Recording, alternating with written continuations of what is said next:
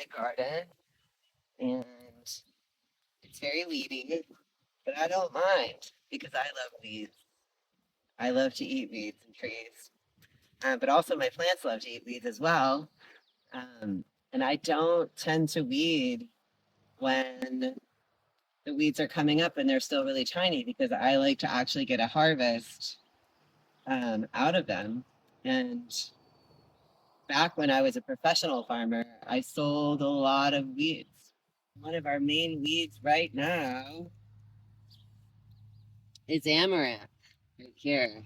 This is all calendula, and I'm going to actually leave that be, but this is amaranth, and it is extremely nutritious. And you can eat it all over the world.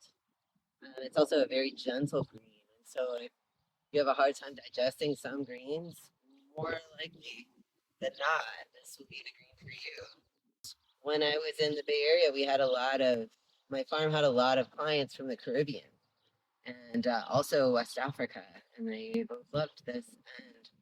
And at least in the Caribbean, they called it callaloo, and they would cook it just it's a little like spinach, but it has a little bit more texture than spinach. But basically, you just fry up an onion, throw in the amaranth, and it's super simple. But you can really just cook it like spinach or chard or any green. It's very adaptable. Um, and so I will harvest it and I wash it and I cook it roots and all because there's a lot of good stuff in the roots and they stay really tender.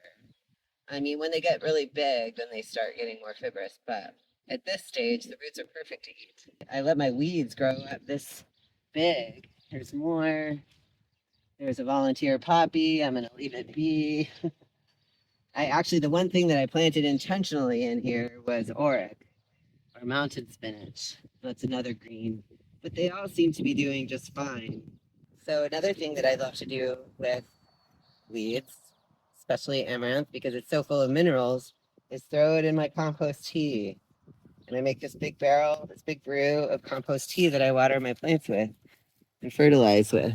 So it's disgusting, but it's full of all kinds of good stuff, like weeds and seaweed.